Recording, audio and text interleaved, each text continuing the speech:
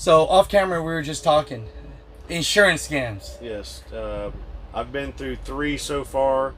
The first one was a vehicle that was practically parked at a green light.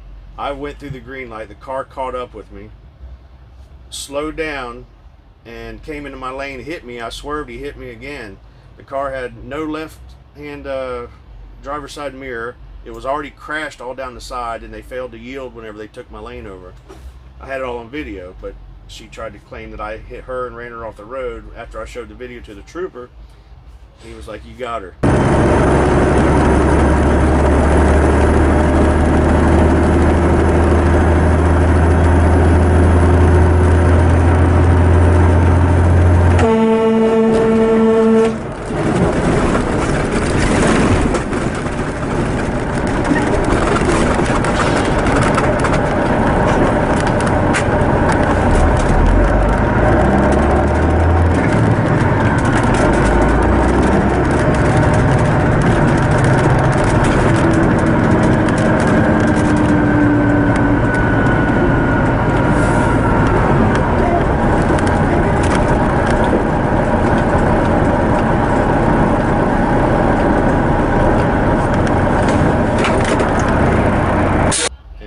Up being an insurance scam. She had done it to somebody in 2010 as well. The second one was a driver sitting in Miami waiting to unload, been there for 30 minutes. The car comes around the corner, rear ends my guy. He gets out, the lady's like, "You hit me, you backed into me." 5 cops show up to the scene because the lady's being very belligerent, and he gets out, she's yelling the cops to please calm down. She has no license, no insurance, and a warrant for her arrest. They still wrote my driver a ticket for improper backing. They paid her car off for $2,200. It went into litigation for 2 years, and finally they dropped it. The third one was on I-4. Car took my lane, no blinker, no signal. There was not even a lane there. It was on top of a bridge.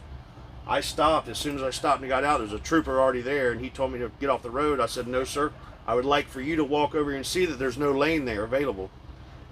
It was settled on the scene. I don't know if she was a wife of an officer or what, but she wrote me a check for $500 and went on my way. It didn't really do no damage to the truck except the hubcap. But so definitely have a dash cam. If you don't have a dash cam, you're setting yourself up for disaster, because it'll help you and it'll be an edge that most people don't have. But even with that, it's going to be an uphill battle because there's so much insurance fraud out here. That's why you see billboards everywhere. Everywhere you go, there's billboards about suing, and now they're talking about suing truckers even more than before. Man, ain't that something? So be careful, people. You know, the game's not getting easier, but if you can, at least get an edge from it, and have a dash cam. If you don't, 1 or 2.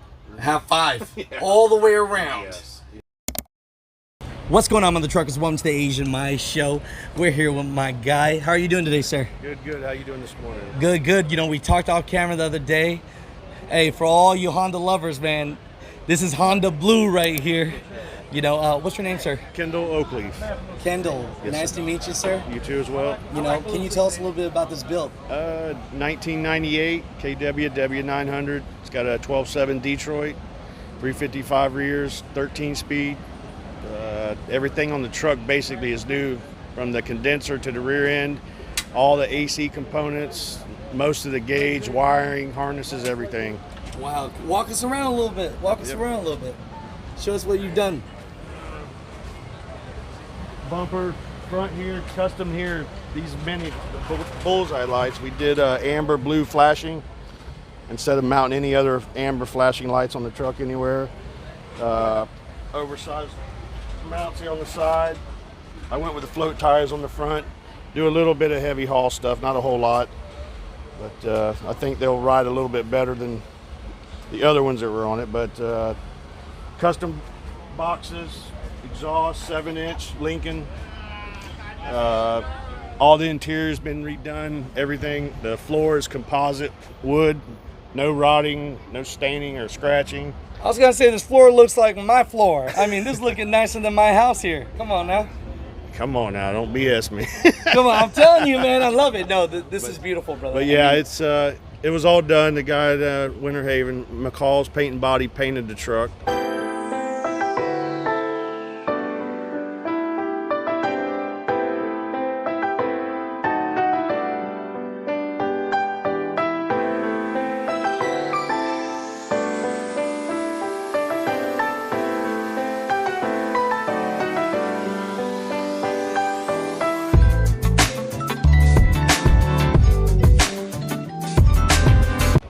did a lot of the work for me for it. Another guy in Winter Haven did the interior, Lyle's Vinyl.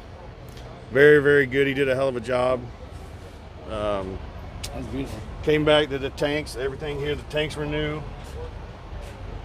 All the interior, everything has hush mat. The floor, the roof, the sides, the doors are double done. It's probably got 400 pounds of hush mat in it. Plus it's got foam over the hush mat, plus it's got another insulation over top of that. So it's very quiet in there. Very, very quiet. You could have your own music studio. Yeah, there, right? yeah, very. If I could sing. If you could Jesse Hall out of Auburndale, Hall's Fabrication. He did the deck plates custom front and rear. I went with a single hump. I like them a lot rather than the full fenders or the quarter or half. They are a little dangerous. I know, right? I can imagine. Make sure you got clearance, that's for sure. How you want me to wash the dick off? It's got rock blue lights underneath, front to back. It's got 30. It lights up pretty well at night. I must say that. Let's see here, 11R 24.5s instead of 22s. I wanted this truck to sit tall a little bit rather than low. I like the low riders, but I wanted this one to be tall. No, it looks good, brother. The Belize blue, I went with it. The painter wanted it, and that's what he got, and I'm really, really happy with what he chose. And the frame color, he chose that as well. I'm telling you, man. I'm loving it, because when we talked the other day, I was like, this looks familiar. Like my old Honda. Man, you know what I mean? It's a different color. Yeah. There's other blues and stuff, but I wanted a deep blue kind of, but not too dark. It looks good, brother. No, I appreciate you. Yep.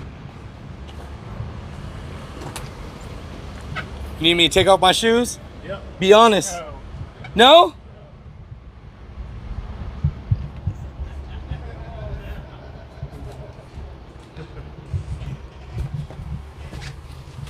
Damn. Don't have the bed in it yet. Don't need it. Not going to be sleeping in it yet. No? But it needs a pole right there and you'll be all right. no, my wife would kill me. Yeah, mine too. I'm 52. I don't do that no more. I heard that. I just kind of talk about the industry. So, how long have you been in the game, sir? December of 06, bought the first truck and drove a truck for 12 years prior to that. Everybody told me don't do it, you're gonna go broke. But if you stick your mind to it and you're smart in business and realize that you're out here to make money and not run cheap shit and go broke, you'll do all right. But it's a business and you got to run it like a business. You got to feed the truck, you got to take care of the truck. The truck comes first before anything, and if you don't think so, you will find out down the road and you'll go broke. I can imagine because I did want to pick your brain a little bit. Did you build up to a fleet of trucks, or is this your show truck? Or? I did. I still have the first truck my father helped me purchase.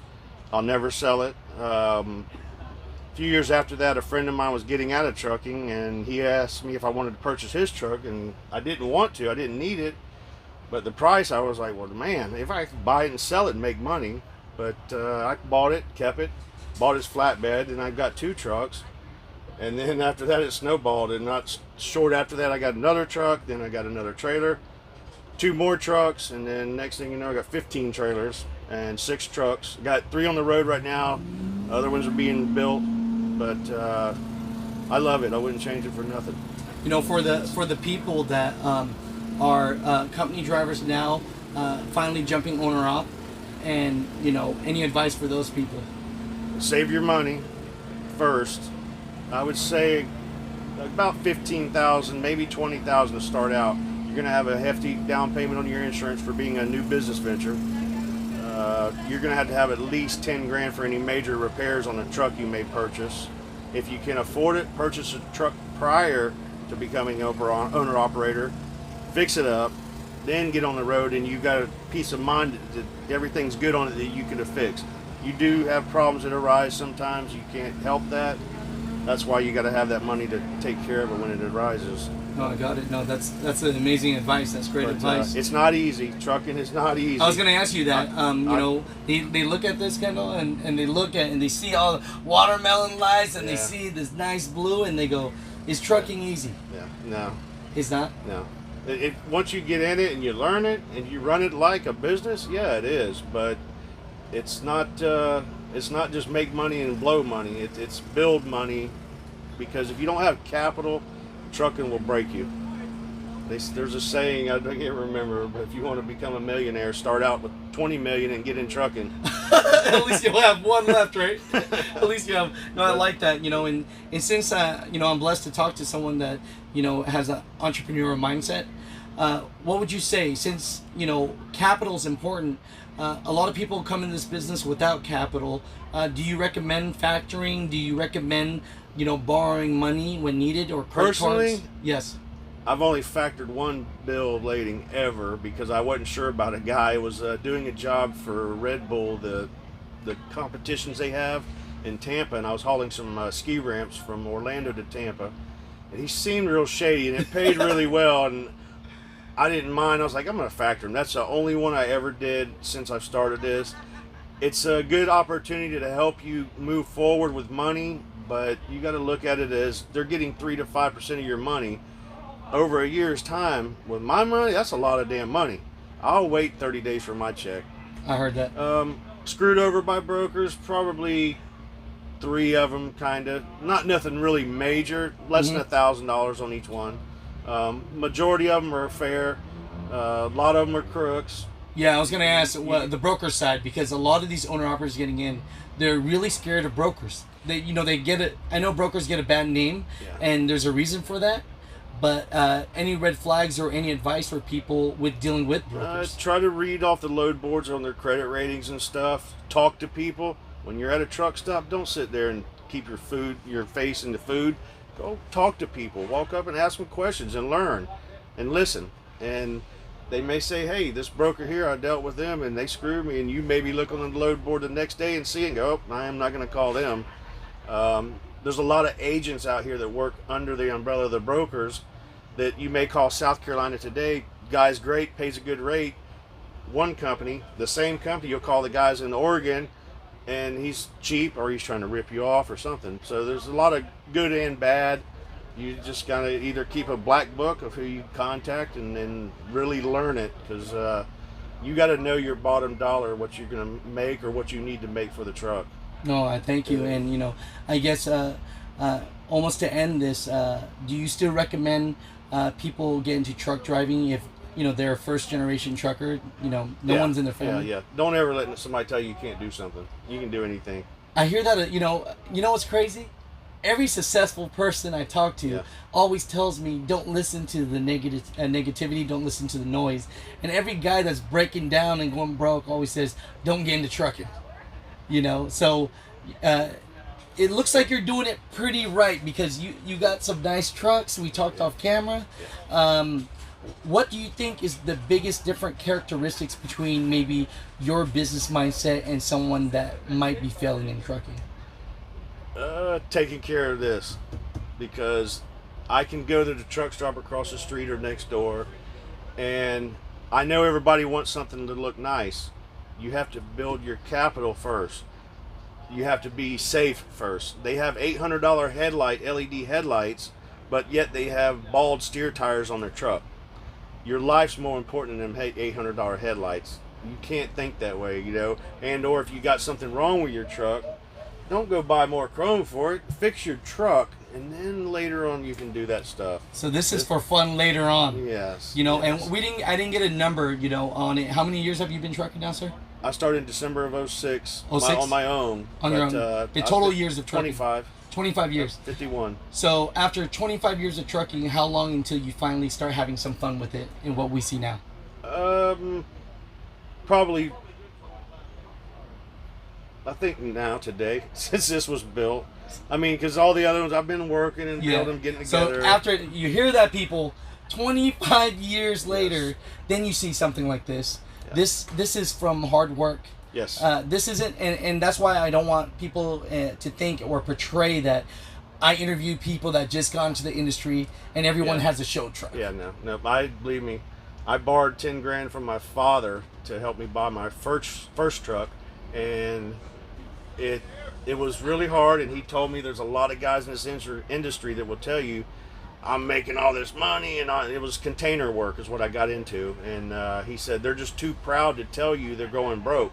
And he was 100% right. And when I got into it, not soon after that, the fuel went to 4 something a gallon, and it was rough. My father was 100% right, but I worked day, night, and I did anything I could, any load I could, and I made it work. I missed my daughter growing up partially. I mean, I run in-state Florida only, but there was a lot of times I'd get up at 2 in the morning, wouldn't go home until 8 o'clock at night, and a lot of people don't see that. They think, oh, you just go work, do 1 load a day and go home. No, it's not like that. It ain't. Would you say that's the worst part about trucking? Yeah. The early, well, for a dedicated person, being early and being there on time whenever you say you're going to be there, your word is everything. If you can show a customer that and deal directly, they'll use you and they'll keep you around, but don't lie to them, and don't deliver their stuff late or not be in contact with them. I mean, it's push and shove. Sometimes you sit and wait, sometimes you don't. With what I do, I don't really sit around and wait a whole lot, but you have to be a man of your word, because there's too many people out there that aren't. They'll say, I can do this, I can do that. They don't get it done. No, I hear you. Getting it done is the thing. It don't matter. Sometimes they don't care about the cost. Just do what you say you're going to do. No, I love it. I love it. So, what's your best memory about trucking? Can you think of one? Buying my first one. Buying your first one? How did that feel? Good. It felt good? It was $40,000. I was like, damn, I don't even own a house yet, and I'm fixing to pay $800 a month on a truck. That's crazy, right? Yeah, it's like 25 years later, brother. Do you feel that you've accomplished something? Do you feel successful? Yes. Yep. And I'm working it for my family, and to be a provider, and to make sure my daughter has a really, really good head start in life. So now here's a tricky one. Since you say your daughter, what happens if she told you today, she even though she's going to college, she's doing everything, she wants to be a truck driver too? Would you be okay with that? Kinda. No, that's a good answer. I think she's going to be in the computer, so maybe she'll get into the broker side of it, and you never know. There's a lot of money in trucking. There's a lot of money, but you got to work and get it. It's not going to fall in your lap, and you got to be smart about it. I mean, these broker people out here are making killing on. So and I'll tell you, and say this to everybody that watches the show. Think about this, people. Why the hell is the guy or girl that's not in the truck making more money than the guy or girl that's in the truck? So you got to be smarter. You just got to be smart. You got to do everything. You got to be the freight brokerage. You got to be the truck driver. You got to be the accountant. And a lot of people out here are not people persons. They will not be able to talk. They're like, I don't want to do no paperwork. I don't want to talk to people. I don't want to deal with that. Yeah. Well, that with you not dealing with that costs you a lot of money. That's money left on the table. That's why you need to learn this business before you go jump in head over heels and go broke. A lot of people go out and buy stuff, and a year they're like, I'm done. I can't make no money. Right. It's not as easy as people think it is. Just always remember that. It's No, I love it. No, thank you for this conversation. Shout outs to anyone at the end of this. Yep. My family, my mother, my father, my wife, and my beautiful daughter. I love it. Thank you, sir. Thank you. We are the music makers, and we are the dreamers of dreams.